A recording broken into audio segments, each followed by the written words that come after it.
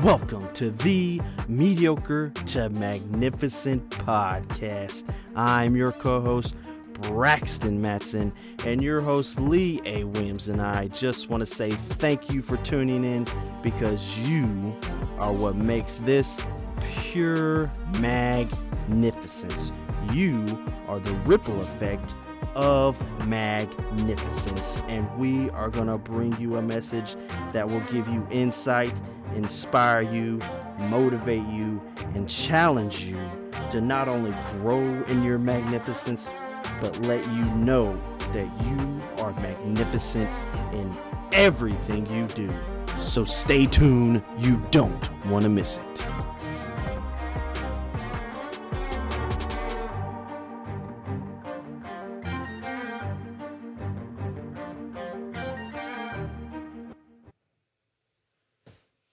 How you doing, man? Magnificent. How are you? Oh, I'm always magnificent. Oh, really? You have to be, man. It's kind of like,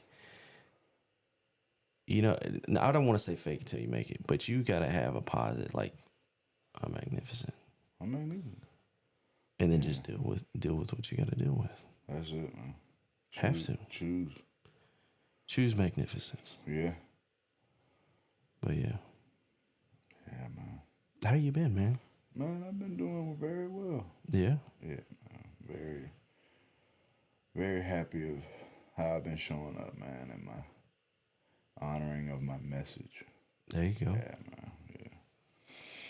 But yeah, I wanted to talk about qualifying versus winning. Okay. And we end up interweaving sports a lot, so you can have that. Oh, yeah. That thought process of like qualifying something for something versus winning. But what do you think about if I say qualify versus winning? What do you think I'm getting at or want to get to just from your? I feel like qualifying versus winning. Qualifying to me is like, okay, your foot's in the door. Your foot's in the door. Okay, So you made like, it. You made it. You know, like, oh, you did. I mean, you did enough. You're able to compete. You're able to compete in this venue. That's how I would see. Right. Yeah, that's good. I like that. But then that's kind of how I feel about it. The winning part is you own it. Oh, you own it. You like own the venue. Yeah, like winning is like that's your wheelhouse. So the reason why, and my nephew, he's on the swim team. Yeah. Captain of the team, doing good. And so just to create the backstory for the listeners, everybody understand what's going on. Okay. We go to the first event. It's a time trial. Yeah. And he automatically qualified for state or for county, one of them, automatically. So in my mindset, the only reason why we're talking about this is not to discredit, to say he doesn't have a winning mindset. Right. So I'm not anchoring that. It's kind of like you've qualified like that. Because he's gotten better. Yeah. Every meet. He's cut. So not only did he qualify, but he's cut time and gotten faster every meet. Mm-hmm. But what I'm saying is, I knew instantly when he qualified at the first time trial, like not even the legit real meet, like let's just time trial, see where you're at. He already had a qualifying time. And I told myself, I said, ooh, how do we make sure that the mindset is still there? Because there's a difference between qualifying and winning. Oh, yeah. And that's going to come down to the coaching, to the mentorship, and to like, hey, you qualified, great. And especially if we use your example, you got your foot in the door. You're there. You're there. You get to participate. Participate, yeah. And we don't want to be a family of like, oh, you're just going to get a participation trophy. What's the difference, and what's going to have to take place in your mind? Yeah. But then also in your work ethic, week in and week out in practice, and in the upcoming meets. Yeah. To win. And like thinking about like we're in sports, but thinking about that, like the mentality, like Kobe Bryant's mentality. Yeah. Like if you've ever listened to how he shows up, Yeah. like it's him versus him. Him That's it. versus him. And he just has that. It's that mentality. Like it's keeping the edge Right. consistently, and it's So that's what I would look at it as. So this is the way my mind works, and maybe because I'm grown, I have more life experience, more exposure. So I'm Yeah. like, man, okay, what do you have to do to be able to keep the mindset, knowing Right. that, oh, I already got the, I'm good. I mean, just to have that edge to say, okay, hey. So it's like, I would point out and say, okay, what's the world record in what you're swimming? Do Yeah. you know, it's like when I joke back and I used to say, I ask kids all the time, like, oh, okay, what do you want to do? What are you going to call? Oh, I want to be an architect. Do you know Frank Lloyd Wright? No. Like, you want to be an architect and you don't know Right. one of the names that they talk about Yeah. in that field? But, okay. But I'm giving that example for this is to say, okay, you swim this. Who's the fastest ever to this point? What's that time? Yeah. I think when you get to that level, that's keeping the edge. And Like, it's like- whether he knows it yeah. or not, and if he does know it, whether he beats it or not. If we say world record, we're talking like elite, we're talking Olympics, we're talking. So if you put that and you plant that seed in your mind and you chase that, is your foot in the door or you have a better chance of winning county, state? Yeah. When you're putting time up there for world records, like, oh man, I got to shave off Right. X amount of seconds to have the record. Then if you say, okay, well, if that's not what you want to have drive you, it's like, okay, we're out here. You've already qualified. Scouts come to the meets. Like, there's scholarships. People, there's swimming programs in college. Like, people are watching. Yeah. So are you going to swim all season long like, well, I've made it? They don't want someone that's made it. They want someone that they can visually see putting in the work. Yeah. That's getting better each week. That's who's going to get the scholarship. But who's getting better each week? What have you set to get better? Because have you just rested on qualifying? Yeah. Or do you want to win? And it's at that age, it's hard. if you It's don't really have is. someone to point blank point it out and tell you, like, what are we doing? Right. Especially at that age. Because it's almost like you have to, it's such a fine line. Because I was talking to his mother, and I was like, it's such a fine line because you want to congratulate him, and you don't want to steal the victory, and you don't want to be like, oh, because sometimes I told Eric, I said, when we have children, you're gonna have to balance me, because there's a possibility that I'm always gonna come across like Right. there wasn't good enough, like there was do more better. to give. Gotta do better. Yeah. And it's like, okay, like, let's not do that. Let's not do that. He's getting faster every meet. I think to But me. how do you still say, hey, Yeah. especially when you bring up sports athletes, to say, I have that edge that's like, And it's you versus you, to say you're getting faster from every meet, but is it at your best? And see, it's And can you get better? So it's to say, I celebrate you, but don't let this victory steal from your next victory. Because there's a difference between qualifying and winning. and winning. So Yeah, I like how you, because at that age it is different. like when we talk about Kobe, like we see Kobe as like he's made, like we got him already at the top. Right. But if you truly wanted to get to that level, you would have known every single detail about how he got there. Right.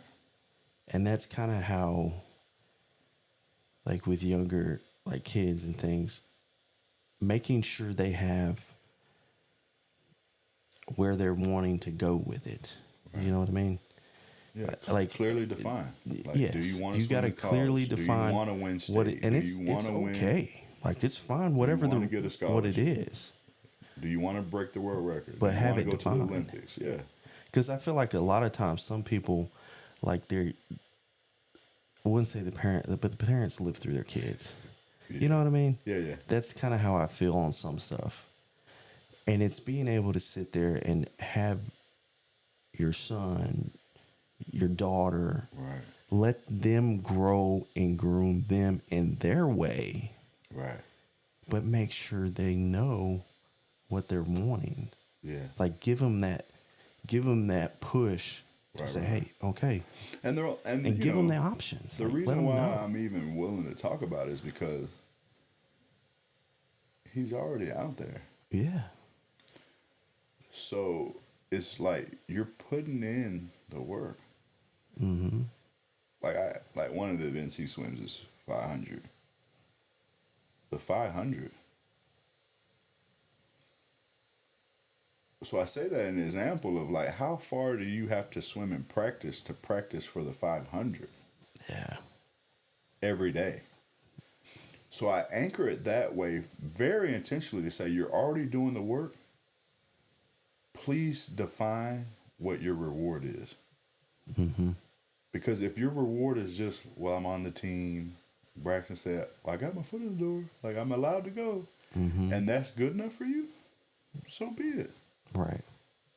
Don't let me be the vicariously one, I feel like, man, well, if it was me, I would have been the county state champion. It's like, well, that's not what he wants. And that's the parent living through the kid right there. I mean, you know what I mean? Yeah. So, but to say what is going to be defined. Yeah. Because that's so great that we did. What's qualifying in your mind? What is qualifying? Like, what is qualifying defined as for you? Like, if you made county your first time out, but it's not your best, did you qualify? That's another layer to it. Yeah. If you made county time, or you got to go to county, but you didn't give your best, and you won county, but it wasn't your best. But it wasn't your best. Did you win? Did you win? Mm-hmm. That's what we're talking about. Like, so yeah, let's it's please, a fine line. It's not, really a fine line. Like, don't get misconstrued what this episode is about, what this means. I always said, I stand on this. I coach on this. I even brought it up with the kids that I went with for the beta, taking them 6 overall in the state. That's awesome. For robotics, man. You're the engineer. I'm just the motivational speaker. You understand? Right, yeah. But I help these kids. They're putting robots together. They're going. I did my motivational thing, gave them a speech, because, you can imagine going to this event. All the schools, people have props, different layouts. They have designs. All the robots are different. So the kids at this age, middle school age, they're going up to and they're like, oh, Mr. Lee, look at their robot. I said, immediately we had to do a huddle. You get what I'm telling you? Yeah, because it'll get to you. Immediately we had to do a huddle. And it's like, okay, if I feel like that's like the qualifying. You open the door and it's like, oh, wow. And then you forget, like you're against you. Right. This is you. Yeah. This is all just there. And that's the reason why I'm telling this story to tie it in. So in the huddle, I said, you know the robot you built. You know what you're here to do. Mm-hmm. People can fool you with glitz and glam. But can their robot, what you built, do what yours can do? I said, man. But at the end of it, you have to be able to look yourself and each one of your teammates in the face and say, I gave my best. Right. And if you can do that, that qualifies you as a winner. Yeah. But in the instance where you can't, you have to be able to look within yourself and say, well, why didn't I do my best? That's the other layer to it. When you can recognize that and you can go back and say, okay, well, why didn't I? And you can figure out what it was to make the adjustment. Yeah. That puts you back on track. Yeah. That'll put you back on track. Because I had one young man, you know, everybody wants to drive to operate the robot. Yeah, I get it. You know what I mean? Like it's a 4 or 5 man team, and then it's like They want to drive. They want to control it. Yeah. On the day, it's like, well, who gets to do the? And so me being me, I had to be involved. It's like, well, we need the best driver. Right. But we had one young man that was very instrumental in putting the robot together. Like almost to the point where like the team wouldn't have had a robot Yeah. if it wasn't for the robotic engineer. Right. You get the picture of The man behind the scene kind of. Right. Yeah. But I had to pull him aside and coach him and saying, you played your role on the team. Right. It's still, when y'all win, because you did your best. Like, you did your best. It doesn't mean you have to drive the robot, but the you know team. you did your best. But everybody wants to drive. No matter. No, I don't want to drive. That wasn't said. Right. I want to drive. There's a humility part to it in a way, especially when it comes to a team sport. Right. Humility is huge. But yeah, so I was wanting to say this because there's certain emotions, there's certain things that you have to face and you have to look at to say, okay, how do I keep the edge and how do I keep getting better week in and week out, which he's doing. yeah. But to truly be able to say, defining what I'm striving for and what is qualifying and winning look by my definition, because it's me versus me. Right. That is it. Me versus me, man. So yeah, it's interesting. It's interesting when you look at it, man. It's because I can remember like playing sports, and I wasn't always like, I had a competitive edge to me. Yeah. But I feel like just moving around and stuff, it really, like having to make the adjustments and stuff was a little bit harder. But there is so much humility when you got to be able to sit there, even if it's a team sport, like play your role. You know what your role is. And like even with it like the swim team, you know what your role is. Hone in on what your role is. Know what your role is. Yeah. Know what it is that you want out of it, and then improve on it. Yeah. It's huge. It's huge, man.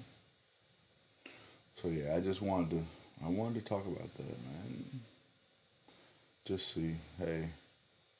Yeah, I know, man. How do you keep the edge when you qualify right out of the bat, man? Yeah. The qualifying, it's almost like the Peachtree Road Race. But that's why you have to know what the time is. Yeah. I know I went all the way world record, but what's the fast? You could even go, what's the fastest high school time on the that's ever on record? Mm-hmm. And it's like, okay, well, you see that, and then you have a baseline to say, okay, well, if I break the fastest ever, like if we know Usain Bolt, so you say, you know, if you're chasing his time, it's like in order for me to win gold, I can't even go out there unless I can do under 10-minute, Right. 100 meter. I mean, 10 seconds, excuse me. Yeah. I can't even go out there unless I can break 10 seconds. Right. I feel like that's the humility part, though. You got to know where you got to start from. Right. Like, everybody wants to get to the top. Everybody wants to get to the top. You have to know, like, okay, man. But you got to know where you I ground gotta shave zero. off this many seconds. It's like, okay, well, I gotta swim different. You know what? I won't never forget when it was Michael Phelps and Ryan Lochte in the Olympics. Oh yeah, and yeah. Lochte was chasing Phelps on several events, and he knew like his training that got him to this point wasn't help, but like that, he got him to that point. He started doing like CrossFit and flipping tires and like he started doing other stuff to say like I've gotta break the mold of what's been. I've got to take this, like, my pool game is strong. I'm an Olympian. I've won gold. But this man, people know what Michael Phelps has done. In order for us, like, I've got to find an edge. Yeah. But if you, like we've been talking, we don't even know what the baseline is. Yeah. And then to say this, you've already had your foot in the door. So then it's like, you can't allow the foot in the door to be the trick that steals your victory from you stretching yourself.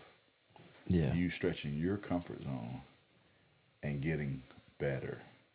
Whatever better is for you. Exactly. That's a different deal.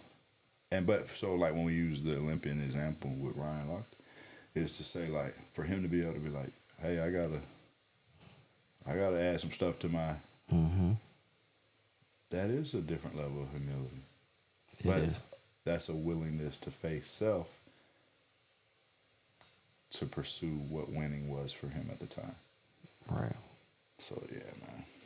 Huge perspective on it. Yeah. So that's what I wanted to share. It's like, hey, man, let's not get confused. Don't. Is it one and the same? Is it not? That's for you to find out. That's for you to decide. But at the end of the day, you've got to be able to say, I did my best. Exactly. And I think that's what it really comes down. That's the hard part, man. Because people know, don't you know? When you're like, did you do your best? Did you do everything you could? You're like, nah, I didn't. Do you think even with I didn't even eat properly last night. Yeah. I mean, do you think even with the greats that we see, do you really think they said they did their best? Even if they won, I don't even know if they would say they did their best. Right.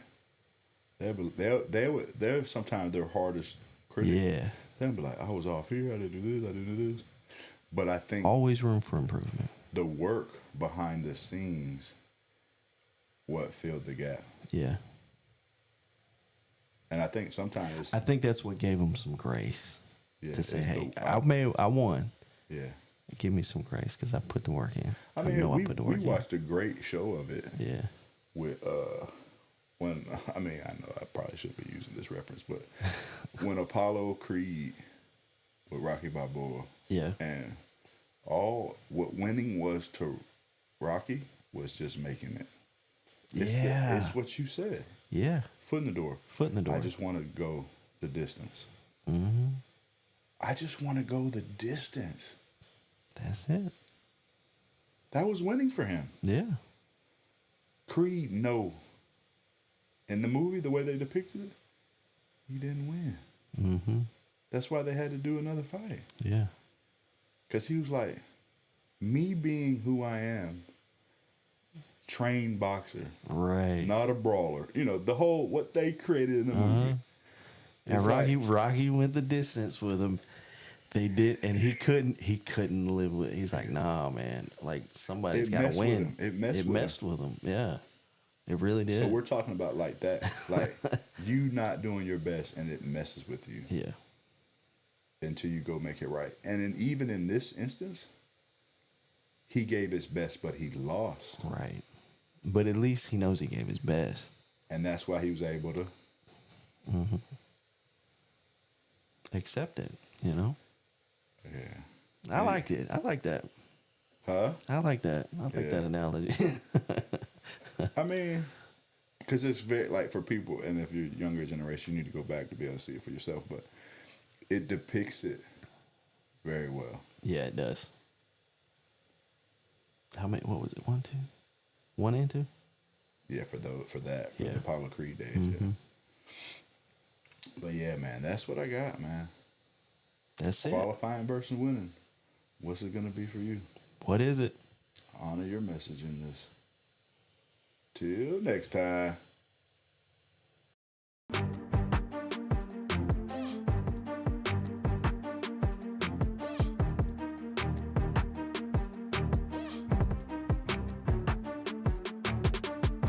This is your co-host here, Braxton Matson, and Lee and I just want to say thank you so much for tuning into this episode.